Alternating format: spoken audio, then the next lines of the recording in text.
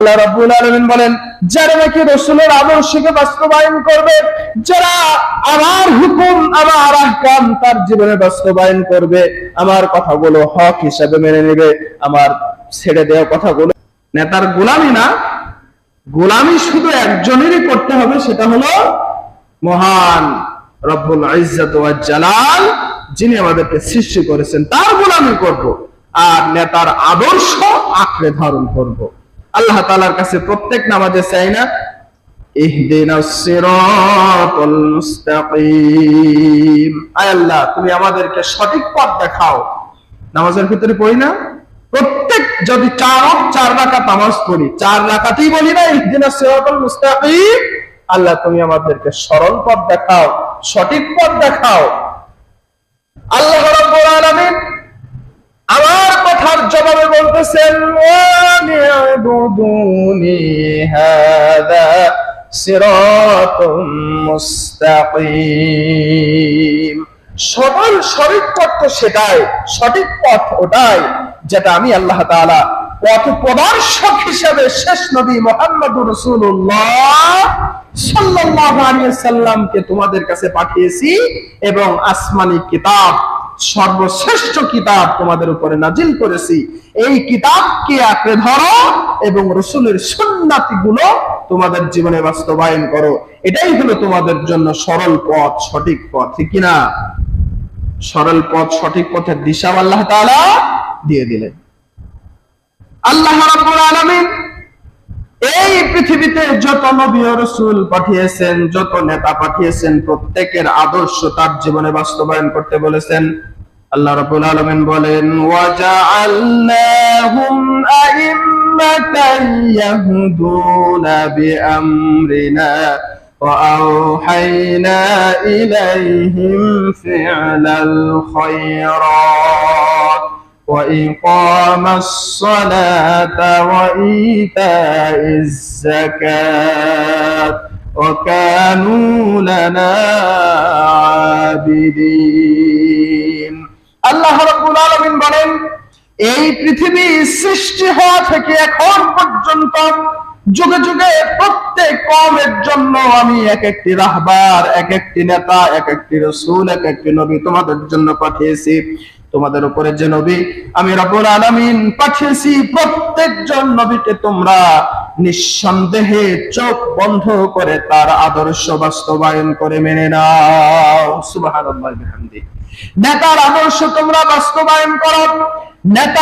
নেতা হলো তিনি, তোমাদের উপরে আমি আল্লাহ তাআলা শেষ নবী মুহাম্মদুর রাসূলুল্লাহ সাল্লাল্লাহু আলাইহি ওয়াসাল্লামকে তোমাদের জন্য নেতা বানিয়েছি। অসংখ্য নামাজি আছে, অসংখ্য দানকারী আছে, অসংখ্য হজকারী আছে, সব কিছু মানতে পারে, কিন্তু মুহাম্মদুর রাসূলুল্লাহ সাল্লাল্লাহু আলাইহি ওয়াসাল্লাম তার জন্য যে বড় নেতা, এটা অস্বীকার করে না। মুহাম্মদুর রাসূলুল্লাহ সাল্লাল্লাহু আলাইহি ওয়াসাল্লামকে যদি নেতা হিসেবে, তার জীবনের বাস্তব আদর্শ হিসেবে যদি মেনে নিত, কোন বেনামাজি, কোন দাঁড়িয়ে পেশাব করা মানুষকে সমর্থন করতো না, কান বুঝে ভোট দিত না। দিত নাকি?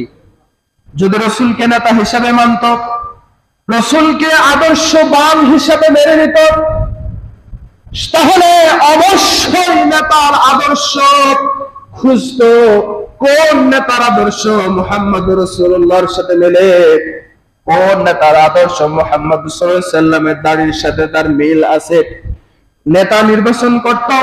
অবশ্যই নেতার আদর্শ মেনে নিত, যার ভিতরে আল্লাহ এবং রাসূলের ভয় আছে, যার ভিতরে পরকালীন জীবনের হিসাব দেওয়ার ভয় আছে, যার ভিতরে আমানতদারিতা আছে, যার ভিতরে মনুষ্যত্ব বোধ আছে, যার ভিতরে আল্লাহর হুকুমের আহকামের ভয় আছে, এমন মানুষ নির্বাচন করে তাকে সমর্থন করত, তাকে ভোট দিত, নেতা হিসেবে মেনে নিত।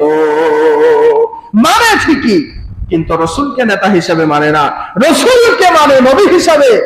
রাসূলের জন্মকে ভালোবাসে, রাসূলের মৃত্যুকে ভালোবাসে, নবীজির আদর্শকে ভালোবাসে, কিন্তু নবীজির যে রাজনীতি, নবীজির যে রাষ্ট্র পরিচালনা, নবীজির যে কথা, নবীজির যে হক, সব কিছু আমাদের জন্য নির্ধারণ করে দিয়েছেন। নবীজিকে মানে ঠিকই, কিন্তু নবীজির আদর্শকে বাস্তবায়ন করতে পারে না। নবীজির আদর্শকে যদি বাস্তবায়ন করত, নবীজিকে ফুললি যদি নেতা মানত, তাহলে তো গম চুরি আর ডাল চুরি আমাদের জীবনে থাকতো না। থাকতো নাকি? ইউনিয়ন পরিষদ থেকে যদি আমার উপরে বাজেট আসে 100 টাকা, আমি চাইতাম মেম্বার হিসাবে তাকে 100টা বটেই আরো 1 টাকা ধরে দেওয়া যায় কিনা। এটাই হলো নবীজির আদর্শ, নবীজিকে নেতা মানা। কিন্তু আমরা, আমার উপরে 100 টাকা বাজেট এসেছে, খাইতে খাইতে শেষ পর্যন্ত 1 টাকাও পৌঁছায় কিনা সন্দেহ হয়। সম্মানিত উপস্থিতি, যদি সত্যিই নবীজিকে নেতা মানতাম, নবীজির আদর্শকে বাস্তবায়ন করতাম, তাহলে আমাদের ভিতরে আমানতদারিতার সব থেকে বড় ভয় থাকতো। থাকতো কিনা? থাকতো কিনা? সম্মানিত উপস্থিতি, আজকে বাংলাদেশের ভিতরে সব থেকে যে বিষয়টি দাঁড়িয়ে গেছে, প্রত্যেকটি মানুষের মুখে একটি কথা, একই কথা, যে আজকে চাঁদাবাজ, দুর্নীতি, ধর্ষণকারী, রাহাজারি, খুন খারাপি দেশটার ভিতরে ছেয়ে গেছে। ছেয়ে গেছে না? ছোট্ট ছোট্ট বাচ্চা রাস্তার ভিতরে নিরাপদ না। নিরাপদ? ছোট্ট বাচ্চা রাস্তায় নিরাপদ? নিরাপদ না। এই অবস্থা কেন হলো? মানুষের তৈরি আইন, মানুষের তৈরি সমাজ ব্যবস্থা আমাদের ভিতরে বাস্তবায়ন হয়েছে। আল্লাহর ভয়, রাসূলের আদর্শ আমাদের মধ্য থেকে উঠে গেছে। এজন্য খুন খারাপি, জেনা, ব্যভিচারী, ধর্ষণ, চাঁদাবাজ, দুর্নীতিবাজ দেশের ভিতরে ছেয়ে গেছে। ঠিক কিনা বলেন? সম্মানিত উপস্থিতি, আল্লাহ তাআলা বলছেন, মুত্তাকি কারা, কার আদর্শ তোমার জীবনে বাস্তবায়ন করবে? খুঁজে দেখো। আল্লাযীনা ইম্মাক্কান্নাহুম আল্লাযীনা ইনফিকুনা ফিস সাররাই ওয়াদ-দাররা। আল্লাহ রাব্বুল আলামিন বলেন, যারা রাসূল সাল্লাল্লাহু আলাইহি ওয়াসাল্লামের জীবনী বাস্তবায়ন করবে, তার আদর্শকে মেনে নিবে, তার সব কিছু তার জীবনে অংশীদারিত্ব করবে, আল্লাহ রাব্বুল আলামিন ঘোষণা করলেন, তারাই হলো মুত্তাকি, তারাই হলো রাসূলের আদর্শকে মেনে নিত। ওয়াল্লাযীনা ইনফিকুনা ফিস সাররাই ওয়াদ-দাররাই ওয়াল কাযিবিনাল গায়দ।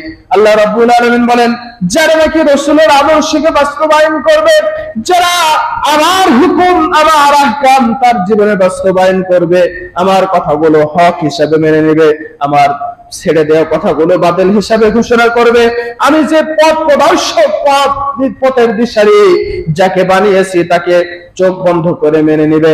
আল্লাহ রাব্বুল আলামিন বললেন, তার জন্য কোনো চিন্তা নাই, তার জন্য কোনো ভয় নাই। লাহুম আজরুহুম ইনদা রাব্বিহিম ওয়ালা খাউফুন আলাইহিম ওয়ালা হুম ইয়াহজানুন। তার জন্য ভয় শুধু এতটুকু, দুনিয়ার জীবনে যতদিন পর্যন্ত বেঁচে আছে ঈমান নিয়ে থাকা, ঈমানকে অটুট রাখা, ঈমান নিয়ে কবরে যাওয়া পর্যন্ত, এটাই তার জন্য ভয়। মওত হওয়ার সাথে সাথেই আমি আল্লাহ তাআলা তার জন্যই যথেষ্ট। সুবহানাল্লাহ। আখিরাতের জিন্দেগিতে যদি আল্লাহ তাআলা আমার জন্য যথেষ্ট হয়, তাহলে আমার জন্য কি কোনো ভয় আছে? কোনো চিন্তা আছে? কোনো দুশ্চিন্তা আছে? সব যদি আল্লাহই যথেষ্ট হয়, আমার জন্য তো কোনো চিন্তা থাকার কথা নয়। সম্মানিত উপস্থিতি, নিশ্চিন্তায় আমরা কবরে যেতে পারি, পারি কিনা? কবরে যেতে হলে, দুশ্চিন্তা মুক্ত হতে হলে অবশ্যই রাসূলকে নেতা মানতে হবে, তার আদর্শকে তার প্রত্যেকের জীবনে বাস্তবায়ন করতে হবে, আল্লাহর সমস্ত হুকুমগুলি মানতে হবে। যেটা আল্লাহ তাআলা ছেড়ে দিতে বলেছেন, সেটা অবশ্যই ছাড়তে হবে, তার আশেপাশেও যাওয়া যাবে না। আল্লাহ রাব্বুল আলামিন প্রত্যেকজন জাতিকে, প্রত্যেকজন কওমকে এক একটি করে নেতা নির্বাচন করে দিয়েছেন, নেতার আদর্শ বাস্তবায়ন করে দিয়েছেন। আল্লাহ রাব্বুল আলামিন এই পৃথিবীতে শেষ নবী মুহাম্মদ রাসূলুল্লাহ সাল্লাল্লাহু আলাইহি সাল্লামকে পাঠানোর মাধ্যম দিয়ে সমগ্র জাতিকে, পৃথিবীর সৃষ্টির শুরু থেকে শেষ পর্যন্ত প্রত্যেকজন নবীর, প্রত্যেকজন আদর্শবান ব্যক্তির হক হিসাবে, দায়িত্ববান ব্যক্তি হিসাবে রাসূলুল্লাহ সাল্লাল্লাহু আলাইহি সাল্লাম উত্তম আদর্শবান ব্যক্তি হিসাবে পৃথিবীতে প্রেরণ করলেন। আল্লাহ রাব্বুল আলামিন বললেন, এই পৃথিবীর সৃষ্টি হওয়া থেকে এখন পর্যন্ত আমি রাব্বুল আলামিন যা কিছু সৃষ্টি করেছি, নিঃসন্দেহে মুহাম্মদুর রাসূলুল্লাহ সাল্লাল্লাহু আলাইহি ওয়াসাল্লাম হলো উত্তম ব্যক্তি। সুবহানাল্লাহি বিহামদি। একজন মানুষ হলো উত্তম, যার আদর্শ হলো উত্তম, যার চলাফেরা, যার ঘুমানো, যার পেশাব পায়খানা সবকিছুই আমাদের জন্য আদর্শ। সুবহানাল্লাহি বিহামদি। আমরা রাসূলের আদর্শ না খুঁজে কোন নেতার আদর্শের দিকে আমরা অগ্রসর হই, কোন নেতার পিছনে দৌড়ে বেড়াই। রাসূল কারীম সাল্লাল্লাহু আলাইহি ওয়াসাল্লাম তিনি বলেছেন যে আমার স্ত্রীরা রাতের বেলায় তোমাদের সাথে কি ব্যবহার করি, দিনের বেলায় কি আচরণ করি, সব কিছু মানুষের দরবারে তোমরা খুলে খুলে বলে দাও। পৃথিবীতে এমন কি কোনো নেতা আছে নাকি যে স্ত্রীদেরকে অর্ডার করে যে আমার যে ব্যবহার, আমার যে আচার সবকিছু মানুষের সামনে তোমরা খুলে খুলে বলে দাও? এমন কি কোন নেতা আছে? কোন নেতা আছে? কোন পীর সাহেব আছে? কোন ইমাম সাহেব আছে? নাই। কারণ স্ত্রীর চোখে সব ব্যক্তি নেককার ব্যক্তি হওয়া বড় কঠিন ব্যাপার। কঠিন ব্যাপার না? মা বাবা সন্তানের খোঁজ খবর ছোট অবস্থায় নিয়েছেন, কিন্তু বড় অবস্থায় সব থেকে ব্যক্তির বড় পরিচয় হলো তার স্ত্রী। কারণ পুরুষের কোথায় কি আছে, তার মনের ভিতরে কি আছে, তার চলন বলন কি, তার ব্যবহার কি, সব কিছু খবর রাখে কেবলমাত্র তার স্ত্রী। রাসূল কারীম সাল্লাল্লাহু আলাইহি ওয়াসাল্লাম তার প্রত্যেক স্ত্রীর কাছে আদর্শবান ছিলেন। স্ত্রীদেরকে বলেছে সব কিছু মানুষের কাছে খুলে খুলে তোমরা বলে দাও। সম্মানিত উপস্থিতি, সেরকম আদর্শবান আমাদেরকে হতে হবে, তাহলেই তো আমরা রাসূলের উম্মত হতে পারবো। সম্মানিত উপস্থিতি, আল্লাহ রাব্বুল আলামিন আমাদেরকে বলেছেন, অর্ডার করেছেন, আমার রাসূলের শাফায়াত ছাড়া কোনো ব্যক্তি জান্নাতে যেতে পারবে না। সুতরাং রাসূলের আদর্শকে তোমরা বাস্তবায়ন করো, রাসূলের আদর্শকে তোমাদের জীবনে আঁকড়ে ধারণ করো, রাসূলের সুন্নাতগুলি তোমরা ছেড়ে দিও না, রাসূলের সব কিছু তোমরা মেনে নাও। যেটা তোমাদেরকে ছেড়ে দিতে বলেছে সেগুলো তোমরা ছেড়ে দাও। যদি তোমরা ছেড়ে দিতে পারো, যদি তোমরা রাসূলকে আদর্শবান ব্যক্তি হিসাবে তোমার জীবনে বাস্তবায়ন করতে পারো, অবশ্যই কিয়ামতের দিন রাসূল তোমাদের জন্য শাফায়াত করবে। আর রাসূলের শাফায়াত যদি কারোর ভাগ্যে পড়ে যায়, ওই ব্যক্তি কখনো জাহান্নামে হবে না। সুবহানাল্লাহি বিহামদি। জাহান্নামের দরজা তার জন্য হারাম হয়ে যাবে, জাহান্নামের রাস্তা তার জন্য বাধা হয়ে যাবে। সে ব্যক্তি নিশ্চিন্তে নির্ভয়ে জান্নাতে প্রবেশ করতে পারবে। এখন আসুন রাসূলের সুন্নাতগুলি, রাসূলের আদর্শগুলি, রাসূল যে নেতা নির্বাচন আল্লাহ তাআলা আমাদের জন্য করে দিলেন, নেতার আদর্শ তো অবশ্যই আমাদের জীবনে বাস্তবায়ন করতে হবে। নেতার আদর্শ কি? কবরের ভিতরে 2 নম্বর প্রশ্ন আমাদের জন্য অপেক্ষা করতেছে, অমান দীনুকা। আমাদের মুখস্থ আছে না? কবরের ভিতরে 2 নম্বর প্রশ্ন আমাদের সকলে মুখস্থ আছে না? অমান দীনুকা। এই যে দিন যে আল্লাহ তাআলা আমাদের জন্য দিলেন, দিনের প্রশ্ন যে আমাদের উত্তর দিতে হবে, এই দিন কি দুনিয়ায় যে দিন পার করতেছি, এই দিন কি সেই দিন সমান?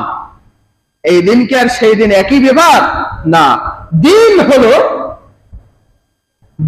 হলো দুনিয়াতে আসার পর কতটুকু আল্লাহ তাআলার ইবাদত বন্দেগী করতে পেরেছি, কতটুকু রাসূলের সুন্নাতগুলি আঁকড়ে ধারণ করতে পেরেছি, কতটুকু আল্লাহ তাআলাকে সন্তুষ্ট করতে পেরেছি, দুনিয়ার যে মোহ, দুনিয়ার যে মায়া, দুনিয়ার মাহাব্বত ছেড়ে দিয়ে কতটুকু দিনের কাজ করতে পেরেছি, এটাই হলো কবরে আমার প্রশ্ন। আল্লাহ রাব্বুল আলামিন ফেরেশতার মাধ্যমে প্রত্যেকজন ব্যক্তির হিসাব দিতে হবে। হিসাবে যদি পাস করতে পারো, তাহলে পরের সেকশনে আল্লাহ তাআলা তোমাকে পাঠাবে, পরবর্তী হিসাবের জন্য তোমাকে প্রস্তুত করবে। আর যদি কবরের প্রথম ধাপ, প্রথম পরীক্ষায় যদি তুমি ফেল করে ফেলো, প্রথম পরীক্ষায় যদি তুমি উত্তীর্ণ না হতে পারো, তোমার জন্য পরকালীন জিন্দেগীর সব কিছু আল্লাহ তাআলা বরবাদ করে দিবেন। ওমান দীনুকা, তোমার জন্য যে দিনের হুকুম, যে দিনের হিসাব অপেক্ষা করতেছে, এই দিন হলো দুনিয়ার জিন্দেগিতে কতটুকু আল্লাহ তাআলাকে সন্তুষ্ট করতে পেরেছো তোমার আমল দ্বারা, তোমার আখলাক দ্বারা, তোমার চরিত্র দ্বারা, তোমার ইবাদত বন্দেগী দ্বারা, তোমার ব্যবহার দ্বারা, তোমার কর্মফল দ্বারা কতটুকু মানুষকে তুমি আকৃষ্ট করতে পেরেছো, কতটুকু সৎকর্ম করতে পেরেছো, কতটুকু হালাল কাজ করতে পেরেছো, হালালকে বর্জন করেছো, নেতা নির্বাচন করতে পেরেছো, নেতার আদর্শকে বাস্তবায়ন করেছো, নেতাকে চোখ বন্ধ করে কোরআন ও সুন্নাত আইন দ্বারা তাকে প্রতিষ্ঠিতবান ব্যক্তি হিসেবে গ্রহণ করতে পেরেছো, এটাই আল্লাহ রাব্বুল আলামিন কবরের ভিতরে 2 নাম্বার প্রশ্নের হিসাব নেবেন। সুবহানাল্লাহি বিহামদি। কবরের ভিতরে আমার যে দিনের প্রশ্ন আসবে, এই দিনের প্রশ্ন হলো নেতা নির্বাচন করার পর কোন নেতার আদর্শ তুমি তোমার জীবনে বাস্তবায়ন করেছো, কোন নেতাকে সমর্থন করেছো, সেই নেতার আদর্শকে আজকে জবাব দাও, হিসাব দাও। সম্মানিত উপস্থিতি, এখন যদি আমি দুনিয়াতে এমন নেতা নির্বাচন করলাম যে নেতার মুখে দাড়ি নাই, যে নেতা জীবনের নামাজ পড়ে না, যে নেতার ভিতরে আমানতদারিতা নাই, দলকে সমর্থন করি বলে তাকে সমর্থন করলাম, অবশ্যই কিয়ামতের দিন আপনাকে আসামির কাতারে দাঁড়াইতে হবে। আল্লাহ রাব্বুল আলামিন আমাকে তো দল নির্বাচন করে দিয়েছেন, ব্যক্তি নির্বাচন করে দিয়েছেন, নেতা নির্বাচন করে দিয়েছেন। কোন নেতাকে সমর্থন করবে, কোন নেতাকে ভালোবাসবে, কোন নেতার আদর্শকে বাস্তবায়ন করবে, সবকিছু আল্লাহ তাআলা বুঝিয়ে দিয়েছেন। এখন যদি নির্বোধ হয়ে, অজ্ঞ হয়ে, না বুঝে না শুনে কোন মানুষকে সমর্থন করলে, দুনিয়া আখিরাতের কথা চিন্তা করলে না, ইসলাম প্রতিষ্ঠিত হোক এরকম মন মানসিকতা তোমার ভিতরে জাগ্রত হলো না, অথচ তুমি হজ করো, অথচ তুমি যাকাত দাও, অথচ তুমি আল্লাহর রাস্তায় অসংখ্য সম্পদ দান করেছো, কিন্তু নেতা নির্বাচন এমন ব্যক্তিকে নির্বাচন করলে যে নেতা ইসলাম বিরোধী লোক, যে নেতা ইসলাম চাই না, যে নেতা আল্লাহর জমিনে আল্লাহর দ্বীন প্রতিষ্ঠিত হোক চাই না, এমন মানুষকে সমর্থন করার কারণে আল্লাহ রাব্বুল আলামিন তোমার জীবনের সমস্ত ভালো কাজ, তোমার জীবনের সমস্ত দান, সমস্ত সদকা, সমস্ত উত্তম কাজ আল্লাহ রাব্বুল আলামিন নিমিষেই ধ্বংস করে দিবে। তাবুকের যুদ্ধের ঘটনা আপনারা জানেন না? তাবুকের যুদ্ধের জন্য রাসূল কারীম সাল্লাল্লাহু আলাইহি ওয়াসাল্লাম অসংখ্য সাহাবায়ে কেরামকে একত্রিত করলেন, যাও তোমরা ইসলামকে প্রতিষ্ঠিত করার জন্য রেডি হও, ময়দানে যাও। 60 জনের অধিক সাহাবী বিনা কারণে, বিনা অজুহাতে তারা যুদ্ধের ময়দানে অংশগ্রহণ করলেন না। রাসূলুল্লাহ সাল্লাল্লাহু আলাইহি ওয়াসাল্লাম যুদ্ধ শেষ করে এসে 60 জনের অধিক সাহাবীকে তিনি একত্রিত করলেন। প্রত্যেকজন ব্যক্তি মিথ্যা অজুহাত দিলেন। স্ত্রীর সমস্যা ছিল, জ্বরের ভিতরে ছিলাম, পিতামাতা অসুস্থ ছিল, নানান রকম অজুহাত দিলেন। কিন্তু 3 জন সাহাবী চিন্তা করলেন, দুনিয়াতে যদি রাসূলের শাস্তির ভয়ে আল্লাহ রাব্বুল আলামিনের সত্যকে আমরা গোপন করি, তাহলে তো দুনিয়ার রাসূলের শাস্তি থেকে বাঁচতে গেলে আখিরাতের জিন্দেগি আমাদের জন্য ধ্বংস হয়ে যাবে। তারা চিন্তা করে রাসূলকে বললেন, ইয়া রাসূলুল্লাহ, ইয়া হাবিবাল্লাহ, কোন কারণ ছিল না, এমনিতে আমরা যুদ্ধের ময়দানে যাই নাই। রাসূলুল্লাহ সাল্লাল্লাহু আলাইহি ওয়াসাল্লাম তাদেরকে বললেন, তাদেরকে একত্রিত করে অন্য সাহাবীদেরকে বললেন, ও সাহাবীরা, তারা যে অন্যায় করেছে, তারা যে অত্যাচার করেছে, তারা যে নফসের উপরে জুলুম করেছে, এর শাস্তি হলো তোমরা 4 মাস পর্যন্ত এই 3 সাহাবীদের সাথে কোনো লেনদেন করো না, কথা বন্ধ করে দাও, সালাম কালাম বন্ধ করে দাও। এমনকি স্ত্রীদেরকে ডেকে বললেন, তোমাদের স্বামীদের সাথে তোমরা কথা বন্ধ করে দাও। তাদের শাস্তি হলো ইসলামী রাষ্ট্র প্রতিষ্ঠিত হোক, ইসলামী সমাজ বাস্তবায়ন হোক, আল্লাহর জমিনে আল্লাহর দ্বীন প্রতিষ্ঠিত হোক, সত্যের জয় হোক, এটা তারা চায় নাই। বিনা কারণে তারা অজুহাত দেখিয়ে বাড়িতে বসেছিল, তাদের শাস্তি হলো এটা। সম্মানিত উপস্থিতি, আমরা নামাজ পড়ি, আমরা রোজা রাখি, আমরা হজ করি, আমরা যাকাত দিই, কিন্তু ইসলাম প্রতিষ্ঠিত হোক এমন নেতা নির্বাচন করলাম না। বিড়িখোর, মদখোর, জিনাকারী, মানুষের আমানতদারি ক্ষতি করা, মানুষের হক নষ্ট করা এমন ব্যক্তিকে আমরা নেতা নির্বাচন করলাম। এই নেতার কারণে আপনার জীবনের সবকিছু আল্লাহ তাআলা বরবাদ করে দিয়ে জাহান্নামী বলে ঘোষণা করবে। এখন অনেক মানুষ প্রশ্ন করতে পারে, হুজুর সৎ ব্যক্তি পাবো কই? অমুক ব্যক্তি ইসলামী রাষ্ট্র প্রতিষ্ঠিত করতে চায়, জামাত করে, ইসলামী আন্দোলন করে, কিন্তু তার ভিতরে মুনাফিকের আচরণ আছে, তার ভিতরে অসংখ্য খারাপ আচরণ আছে। এর কারণেই তো আমরা ওইসব নেতাকে, ওইসব মানুষকে দেখতে পারি না। সম্মানিত উপস্থিতি, ওই যে ছোটবেলায় গল্প শুনছিলেন না, যে নেইমা কানা মা ভালো নাকি এরকমটা আছে না, যে মা আছে দুনিয়ায় অন্ধ খোঁড়া, এমন থাকা ভালো না কব্বরে থাকা ভালো বলেন তো?